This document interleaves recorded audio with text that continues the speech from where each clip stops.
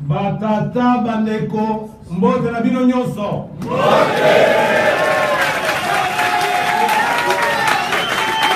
mbote lisusu na ndenge ya momesano oyo esi ekoma oyo ya biso lokola tokendeke eglise po toyeba solo nini ezali koleka na kati ya mboka na biso boye ebele na pesi bino longonya mingi na ndenge boye ebele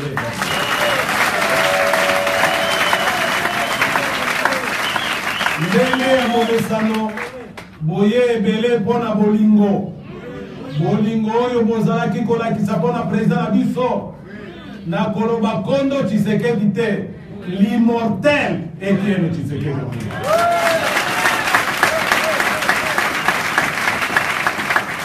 Po ndenge tomesana koloba esprit ya Tshisekedi ezali nde awa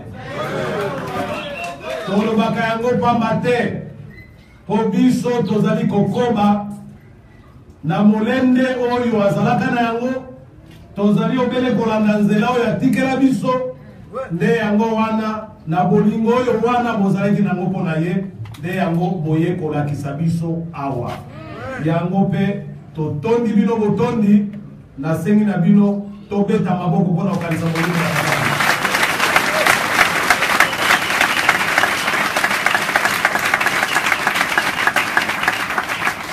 lelo tozali na point mibale ndenge tolobaka ya liboso tokoloba makambo ya parti ya mibale tokoloba makambo oyo mazali koleka na koloba na mboka Kongo te po mboka esi ekufa tokoloba na maoyo tozali kovivre bafilme yango ezokoba kaka na mboka oyo mpo na probleme ya liboso na parti na biso avant naloba nalingi nano kokumisa bajournaliste na biso po mbala elekaki nalobelaki bango mwa maloba ya solo mpe mikolo elandaki bakorige bambeba mingi nakanisi bomonaki yango bobetela bango na boka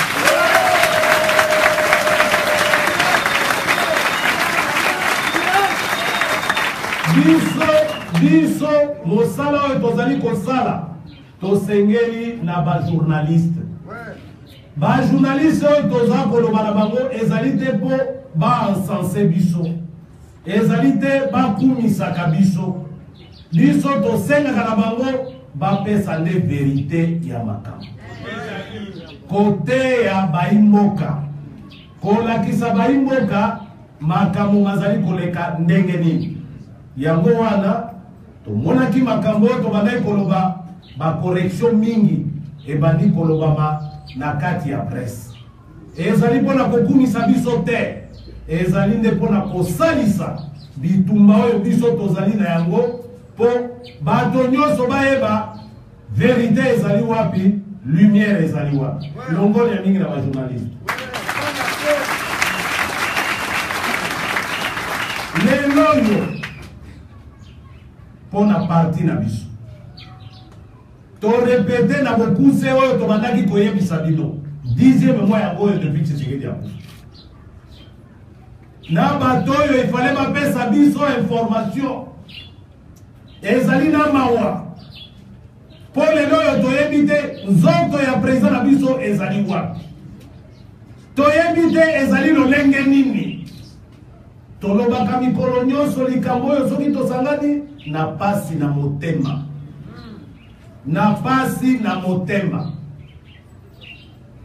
me ndenge nini tokozala parti politike ya munene tozali na président te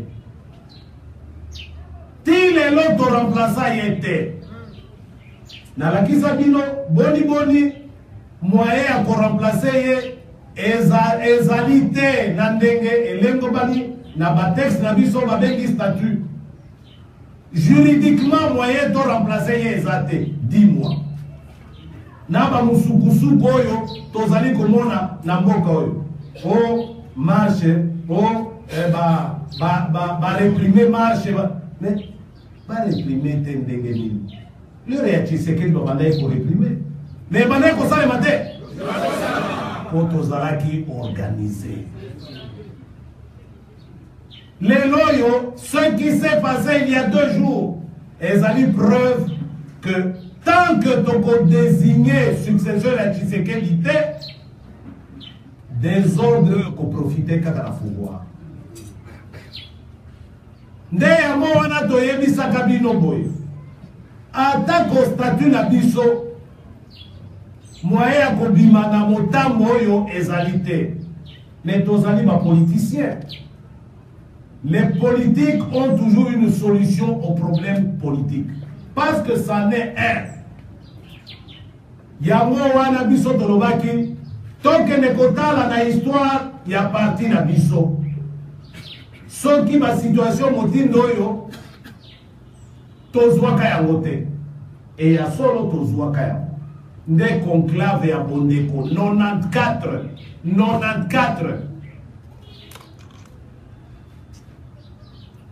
Lelo nako benga mama présidente ya comité préparatoire ya conclave na biso po tolobaki il faut tokende na conclave lokola ba père fondateur na biso basalaka na bondeko kuna na kati babimaka na bato mine Tshisekedi Kibo asalia una mwaken moto na moto abandai ko représenter zone linguistique na ye. En fait, en réalité, Motonamoto a représenté ma ambition.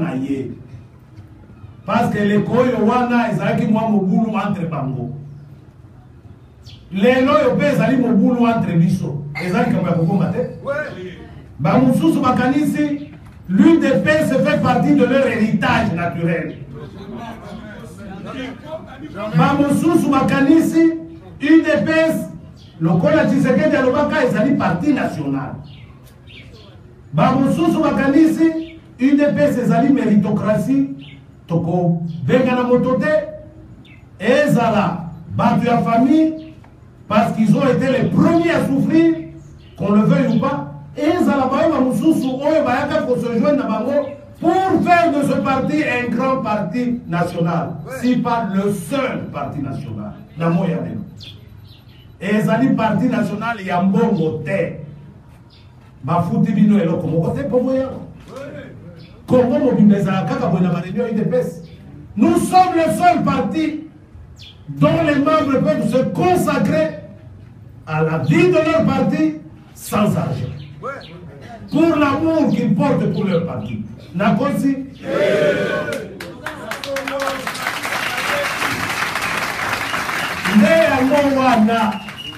nde yango wana tolobaki tosala mpe conclave. Conclave wana ekobimisa bato mine. Donc oyo ya biso ezali sekele te. On a piégé personne. C'est dans la transparence. Bakasai bakobimisa moto moko na directoire. Donc le collège électoral na conclave ekozala l'espace Kasaye Baswahili bakobimisa moto moko. Le corps électoral au conclave ekozala Nord Kivu, les participants issus du Nord Kivu, du Sud Kivu, du Maniema et du Katanga, et ça c'est que les Congo bakosangana Bandundu, Bakongo, Léopoldville, Poma Binisamotomoko, et enfin la province de l'Équateur et la province orientale, l'espace lingalaphone, Bango pe Bakobinisamotomoko. Et ça c'est qu'elle était. Wana Mabeto Malamu. Comment on peut encore unifier l'UDPS et le Congo après la mort de Tshisekedi sans passer par cette voie-là? Voir Moussou Nini ça. Tolobi Peboye. Le Congo a besoin de 4 secrétaires généraux adjoints. Chaque espace linguistique est coupé s'appelle secrétaire général adjoint Moko. Les résultats aux autres qui n'ont pas conclave en Goa. Alors, yo ce qui ont lingi ou anate, osa kolukanini. Yo lingi pas aller de personne au capete. L'esprit supérieur de Tshisekedi est avec nous.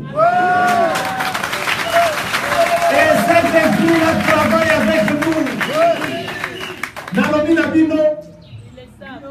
Tshisekedi travaille avec nous. Oya zala bato ya koyoka. Oya zala bato ya koyoka. Na kofukiza wana na lelo. Na kopesa ba détail mosusu te. Yango botiaki comité préparatoire na kopesa maloba na mama présidente ayebisa biso conclave na biso mokolo nini po mosala na bango esili. Maman, vous avez la parole.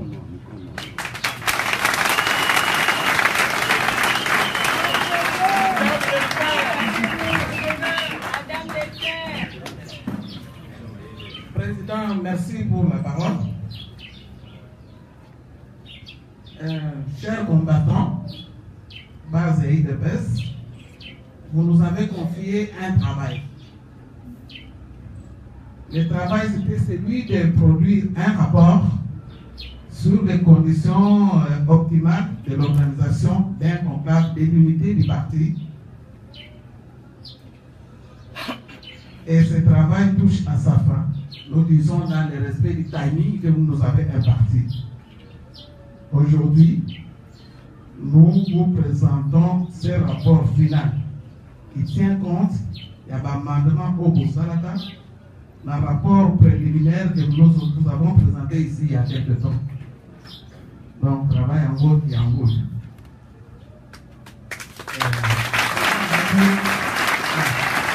C'est ça le travail. Vous aurez des copies plus tard.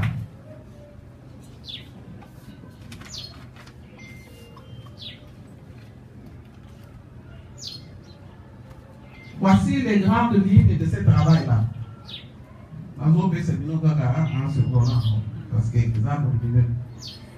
Il y a d'abord le contexte général qui nous a conduit à la convocation du conclave. Nous avons longuement décrit ce contexte dû essentiellement au décès du président du parti. Après avoir défini ce conclave, ce contexte, nous sommes passés aux travaux proprement dits. Dans ces travaux proprement dits, nous avons d'abord défini la dynamique de ce contexte qui a connu 5 étapes chronologiquement très importantes. D'abord, il y a eu la lettre du secrétaire général, des secrétaires généraux et secrétaires généraux honoraires. Vous êtes tous au courant, nous ne faisons que nous répéter. Il y a eu ensuite la pétition de la base, il y a eu la lettre de l'UDPS extérieure, il y a eu la collecte des signatures et enfin, ça a abouti à la mise en place de notre comité préparatoire de l'UDPS que je préside. C'est donc je vous remercie pour la confiance et la patience. Et nous sommes passés à la deuxième étape. Dès l'installation de notre comité, nous avons mis en place des commissions qui se sont mises aussitôt à l'œuvre. Et puis nous avons procédé à la collecte des avis et considérations de la base sur base des questionnaires élaborés par votre comité. Et enfin, nous avons débouché sur les entretiens. Les entretiens que votre comité a eus avec la quasi-totalité des personnalités du parti sur cette problématique donc, de l'organisation de notre conclave. Dans le souci de l'unité et de la transparence, nous avons écrit à tous les cadres du parti en fonction ou des cadres honoraires. C'est délimité et c'est d'ailleurs afin de mettre ensemble nos idées pour l'unité du parti, parce que notre conclave est placé sous le signe de l'unité. Et les rapports, quand vous aurez ces rapports donc contient la liste de tous ces destinataires, tous ces gens à qui nous avons écrit pour l'unité, pour qu'on trouve ensemble les voies et moyens de sortir notre et bien structurer notre parti après le décès de notre vénérable président. Et les résultats, à la fin, nous avons élaboré un budget sur base le budget sectoriel de chaque commission. Chaque commission nous a remis un budget que nous avons mis ensemble et c'est ça qui fait le budget total de notre rapport. Donc, techniquement, nous disposons toutes les matières pour tenir notre conclave en bonne et due forme au jour d'aujourd'hui.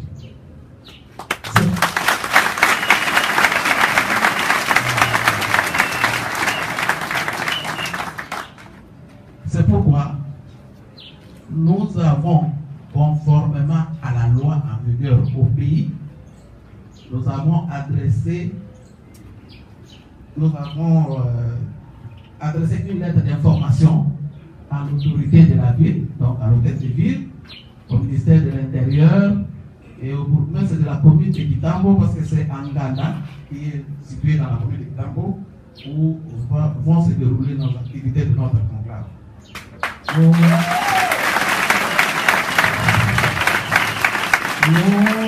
Nous avons donc informé tout ce monde-là et je vais vous lire la lettre. Avec, vous voyez là tous les cachets, les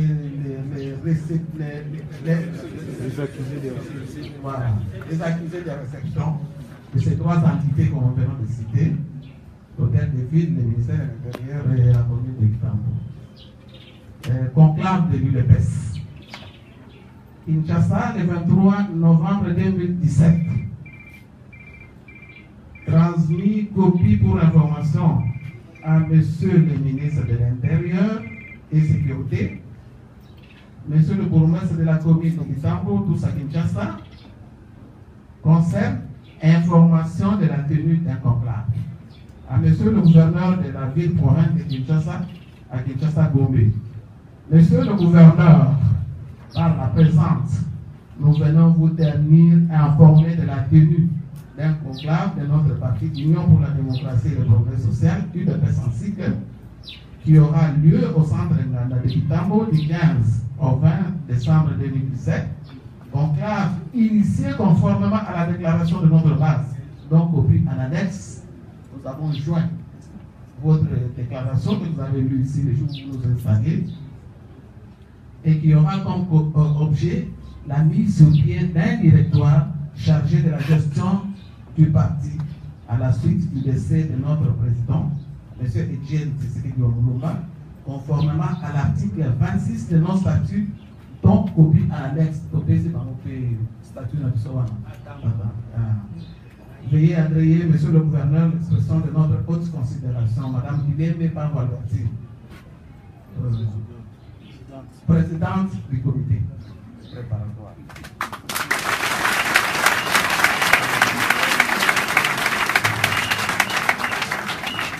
Donc, pour moi dire que Madame Union soit en règle, nous pouvons tenir notre conclave sans embûche.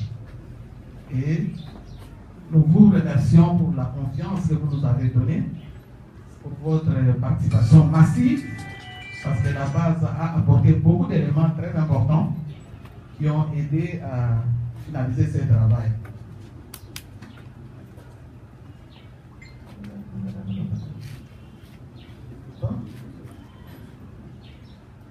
Merci beaucoup et rendez-vous au 15 décembre à Ganda.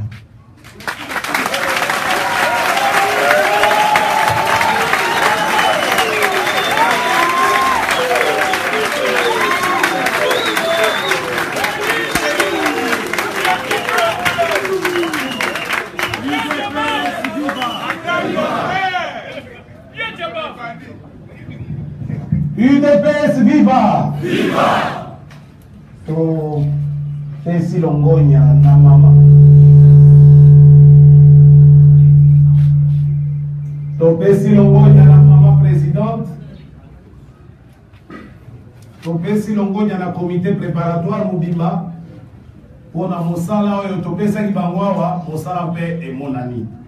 Mokanda pe kei date pe e yebale.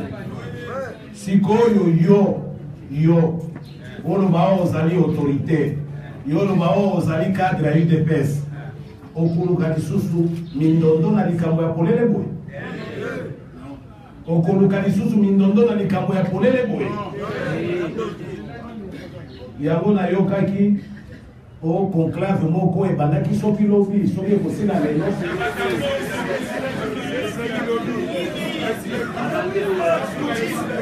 boyebi balobaka na lopoto boye le bien mal acquis ne profite jamais.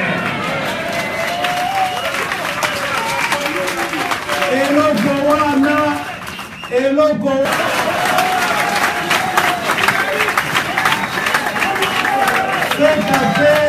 cette affaire va tout balayer sur son passage. Pendant la politique, ezalaka sans pardon.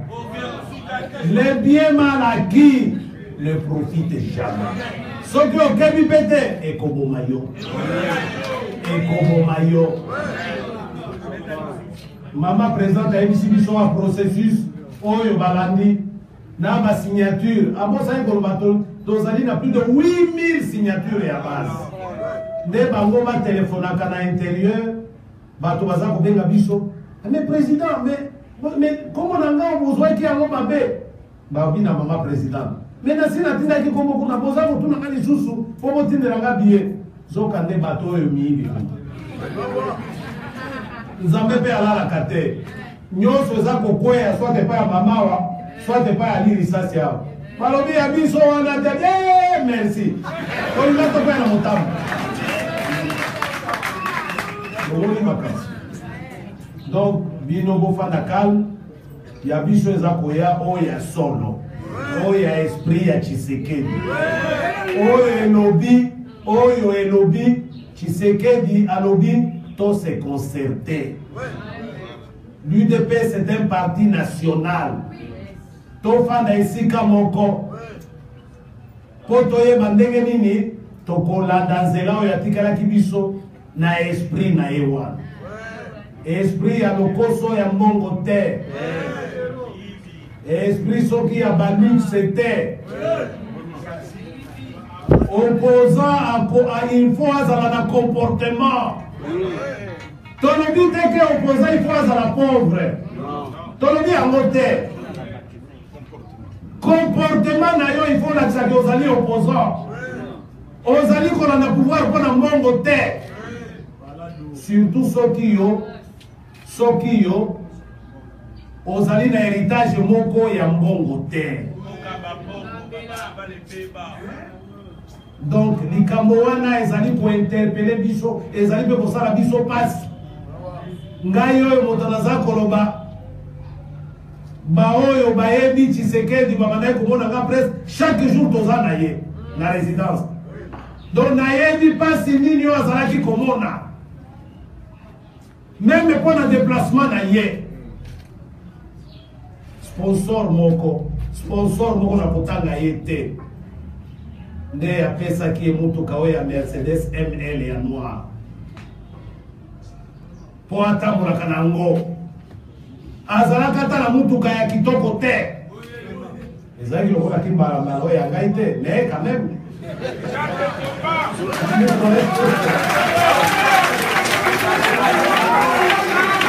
Mais la donne a fait un char de combat.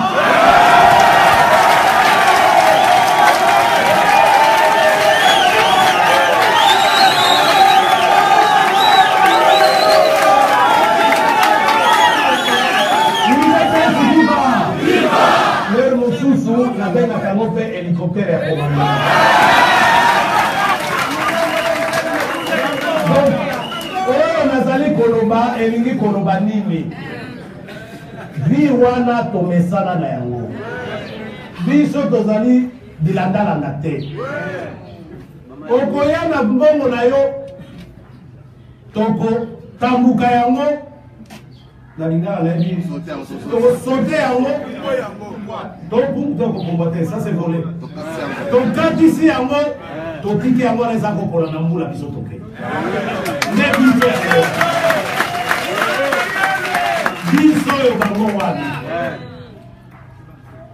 Donc pour se périr maman alobi bon pas à sangona biso wana que vrai conclave conformément au statut de l'UDPS. Ezali kosalema ndenge alobi mpe babengisaki bato nyonso bon toyebi te soki banani bandimaki banani baboyaki mais lokola Tshisekedi amesana koloba koyebisa biso c'est la base qui décide bino oyo bino oyo pyramide renversée bino oyo nasukisi likambo wana ya parti point wana liboso ya parti na sango ya esengo wana ya conclave sango ya mibale point ya mibale ezali likambo ya mboka chaque fois tolobaka mboka me mboka ezali lisusu te mboka na biso ezali lisusu te mboka esi ekufa boyebi liwa ya mboka oyo ezali kose traduire na makambo ebele soki okamati likambo ya liboso ya motuya droit de l'homme bapère fondateur na biso bayebisaka biso ezali mpe na kati ya constitution la vie humaine est sacrée yo okoki koboma moto te nzambe nde akela moto nzambe ayebi mokolo nini ya kobengisa biso epai na ye moto mosusu te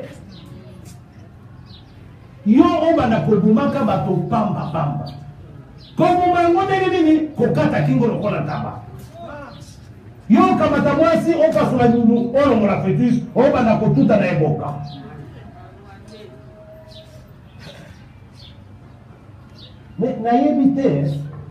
nayebi te yo soki yo autorité ozali kosala biloko ya ndenge wana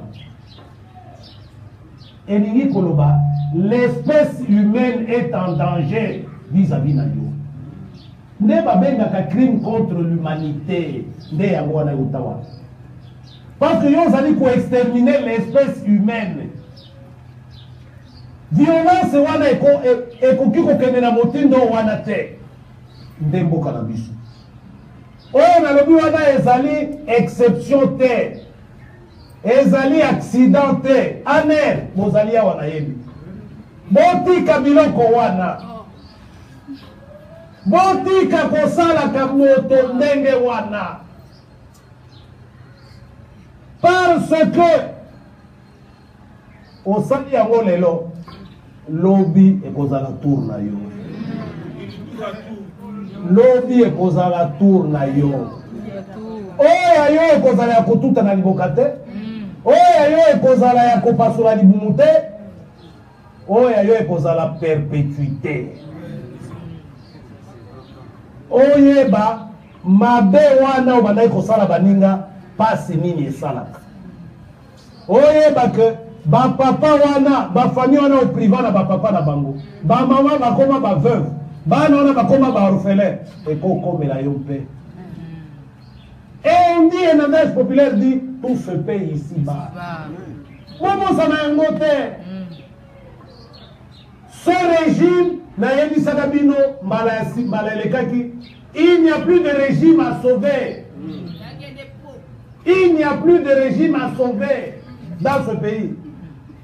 Un bateau qui prend l'eau de toutes parts finit par couler inévitablement.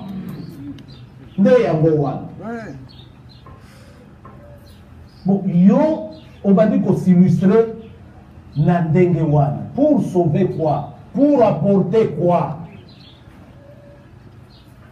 Kende na makambo ya social. Mais ngai na lelo 36 ans depuis nazwaka diplôme na ngai université ingénieur civil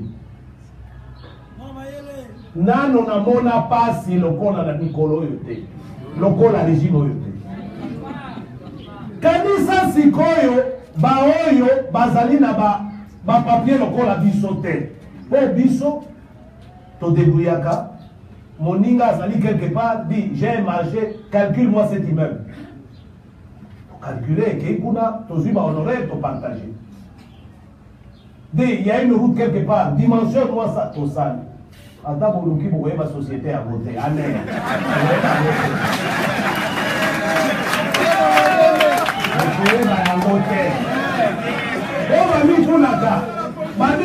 Il vit comment?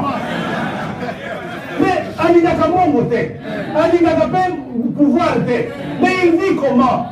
C'est comme ça que je dis. Dans l'autonomie, dans la vraie souveraineté à moi. Mais il y a la possibilité de faire la ndenge wana te.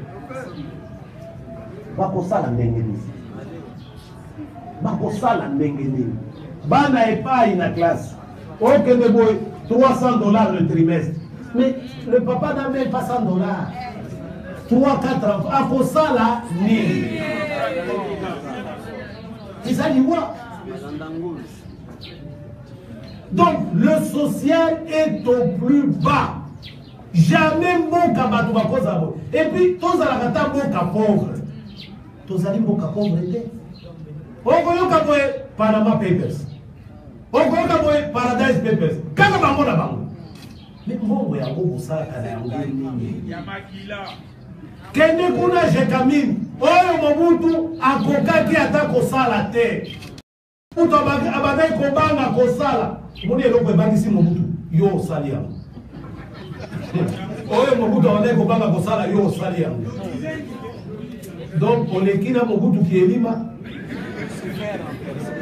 mais ezali kokangwa jekamine osasi yango Bapuivre, Bakobate, Nyoso, on s'assit en gros. Mais construire au moins le pays, aide au moins les Congolais à bénéficier de leur richesse. Et l'homme portait. Et l'homme comme source de ça n'a noté, n'a pas de source naturelle et autre copine. Bon, là, qui c'est tellement télévision. Ma chercheur anglais, au monde maintenant COP23, ma Kamoya, réchauffement climatique. Et Zagazamba, il y a 3 forêts au monde. L'Amazonie, Bornéo en Indonésie et le bassin du Congo. La réunion du bassin du Congo, c'est Brazzaville qui pilote ça. Mais oui. Si ce n'est pas Brazzaville, c'est Libreville. Mais ils sont aux allées Wapi. Mais les Anglais, non, pour qu'elle n'ait pas Libreville, il y a plus de 30 milliards de mètres cubes de gaz carbonique confisqués par les tourbes na Congo. Donc, kaka forêt. Nous avons une forêt spéciale, marécage wana, les peatlands, en anglais, wetlands. À travers les années, et absorbant le carbone wana, bazamba, leur banzete zokwea, bakasa zokwea zokola, et keina mabele, bakutitina 3,5 mètres à profondeur batourbe wana. Car basali ba carotte ba prélever boy, noir na noir bi yangoy, carbone. Bana qui c'est à la télévision? Ngaïté. Vous imaginez 30 milliards de mètres cubes de gaz carbonique séquestrés par les tourbes au Congo. Ça veut dire sont au Kati Mazamba. Nyoso wana edimi. Monde eziki. Mokili eziki. Vous imaginez ce que représente ce pays? Yango na yebisaka bino boy. Yo lingyo diriger Congo. Yo lingyo zwa responsabilité na Congo. Il faut que le Congo n'est pas un pays normal. Enfin, le Congo est un pays spécial. Donc, non, scandale dans tout. Donc, il faut zala na mayele wana. Na connaissance wana ya Congo. Congo est un sakana nangote. Yo bimi bo na Kalachnikov, oh les Congolais je vais les tuer. Yo nani yo. Yo Congo maturbe wana. Tourbe wana. Yo ko sala ngoni. Ata ngoni ba Congolais nyo ezali wana. Congolais boko Souka na moi kobima lobi te. Mboka na ngai oyo il faut na batela. Yango na yebisaka bino kimo konzi na mabele eloko be moko.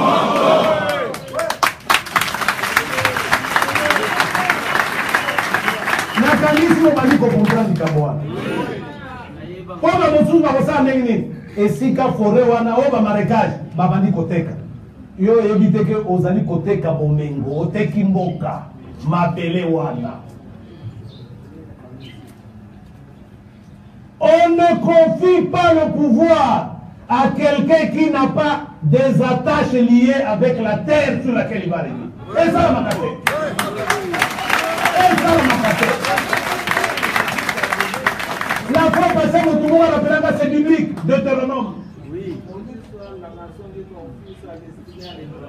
Ah, voilà. Maudit soit la nation qui confie sa destinée à un étranger. Deutéronome. Maman qui aime dans la télévision. Donc, mon kaoyo, oyo nyonso monyo kolito zali ko vivre. Ils n'allaient pas mater. Les Anglais sont des gens bien. Mais bon, nous sommes les ça qui sont faits. Baliga qui va te le côté capla au monde bayawa société minière et les sont bas. Société au Kao les 500 000 logements. Ils ont le coûta. Des logements là il y a pas de problème. Mon tonnerre n'a pas de problème. Il y a qu'on fout à même loyer et appartement. Vous imaginez? Au lieu de s'occuper du minimum du Congolais, le minimum c'est quoi? La santé, l'éducation, le social, on va dire l'habitat, ndenge ya ko vivre na ye. Afin de la place nini, place ba immondicité, place au ba wese ezate. Au lieu de vous occuper de l'être humain, oh non, 500 000 logements. Et des télévisions sont mobilisées pour ça. Motomo quoi ko critiquer pe bango azate. Mais logement wana, tout na kaka motuna moko. Quel sera le prix de location d'un appartement? On va prendre 2000 $. Combien de Congolais peuvent-ils se taper ça? Bango là-bas. Vous voyez? Donc, un pays qui vit au rythme de l'étranger, ce n'est plus un pays. Ce n'est plus un pays. Yango na linga ki koyebi sabino boy. Momoni découverte na bango ya suka. Na yebi sakabino élection ezate. Kabila en 2006, Bemba a gagné. Abunisi Minduki, la ville de Kinshasa. Plus de 1000 morts, selon l'ambassadeur d'Allemagne de l'époque, dans la ville de Kinshasa. 2011, Tshisekedi a gagné. Moi, je suis un témoin vivant. Natamo Tshisekedi, Mboka Mobimba. Cet homme-là était aimé. Motoana bavotaka ye batu nyonso po abane kosala kabila kolanda biso soto kitala badolite biso une heure avant biso toko bayewa na si akomandi kuna epa na ye moto moko te soki to kitika boya apungwe na avion na ye biso plein à plein partout comme ça. Donc Tshisekedi était aimé, il a été élu. Aboyango pour na biloko nyonso ya koteka wana na ba étranger na bambongo na ye ye wana. Tokomi na 2016 Tshisekedi na bolingo na ye pour na mboka. Tshisekedi aye na secours ya mboka. Alobi na biso bobima na balabala te. Boka discours wana. Bobima na balabala te. Aye bisinga toke na négociation. Na yebisa bino lisolo ya négociation na boya kango na ye kolima. T'ont signé encore le 31 décembre. Encore eux sauvé. Oye pesi mbula mobimba. Anyati yao. Naza komituna. Si Tshisekedi était vivant aujourd'hui. Elinga le kanenge nini? Elinga ke le kanenge nini? Yango toza koloba boye. Mais disparition à Tshisekedi. Et où tu vas la tête? Et où tu vas la tête? On peut légitimement se poser cette question. On peut légitimement se poser cette question. Donc, Les loyaux, date ya élection, ils allaient dans la carte de la constitution. Aboye. Aboye nae. Si qu'on est là, commis au 2018. Oh. Mais 2018, Kabila va rester avec quel statut? Et en vertu de quoi? Le Conseil de sécurité avait même dit que l'accord de la Saint-Sylvestre, le 31 décembre 2016, n'est qui source de légitimité à pouvoir la Congo. Alors, quelle sera la source de légitimité de pouvoir après le 31 décembre? Il y a un alobaka na bino boye. Baoyo baninga baï politique. Baza na courage lokola biso. Balo bakoro na essayer kufa. Pour wana ne comme prétexte on va s'accrocher nango. Mais c'est le 31 décembre. Qu'est-ce qui va se passer? Qu'est-ce qui va se passer? Est-ce que Bomi Touna qui Motuna wana?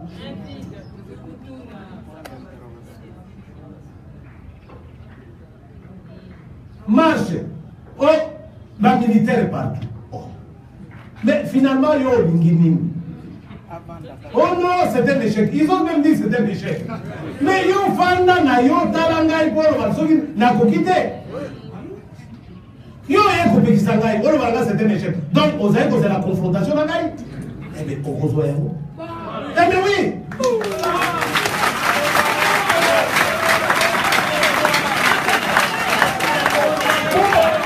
Mais pas seulement comme sous à ça les athées.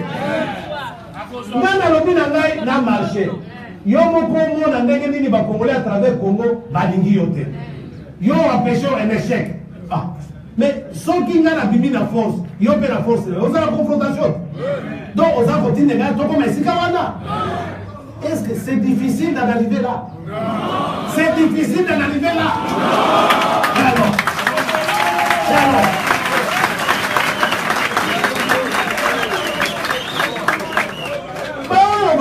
On va kokufa. On va kotika là.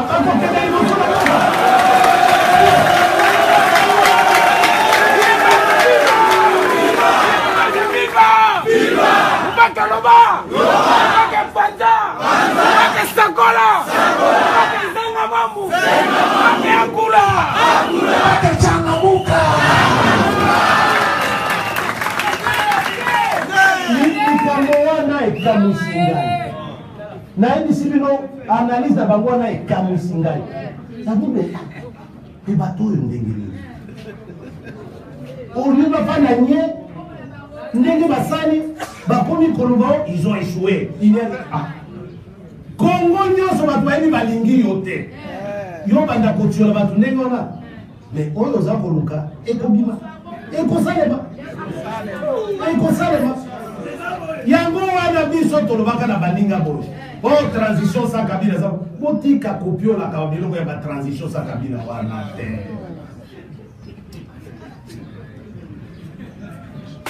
Nalingana lo balika mususu na tikina.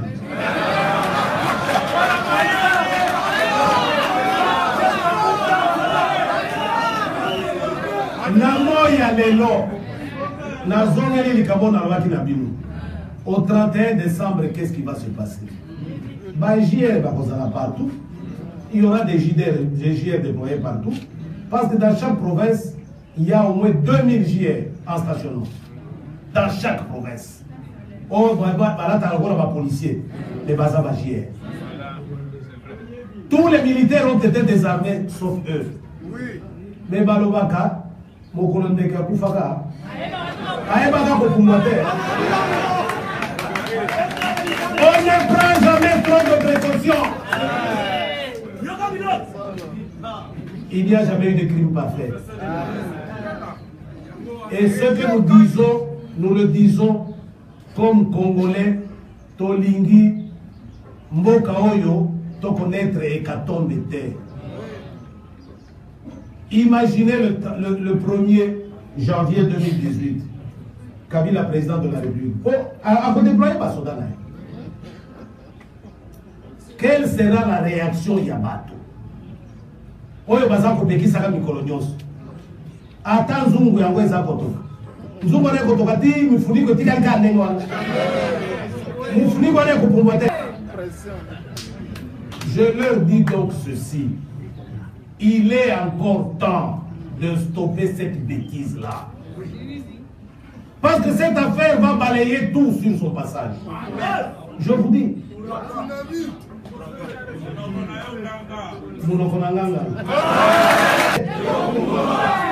Imaginez-vous ma rancœur Nyosowana à travers le pays. Kamata téléphone, tuna moto ya Manono, tuna moto ya Mushi, tuna moto oyazali na Bumba, na lingina sukisa, pona koloba boye. Bomoni loi électorale oyo babimisi wana. Loi électorale wana lingi koloba likambo moko simple. Tant que Kabila cause la président à Congo, il n'y aura jamais des élections crédibles au Congo. Il n'y aura jamais d'alternance politique au Congo. Aligné à se maintenir par d'autres voies. Mais si Koyo, Biso Totuniye, qu'est-ce qu'il nous laisse lui comme voie de sortie? Hier, Biso Tokozala Banani. Baumbu na ye ti mokobiso nyo tokokufa.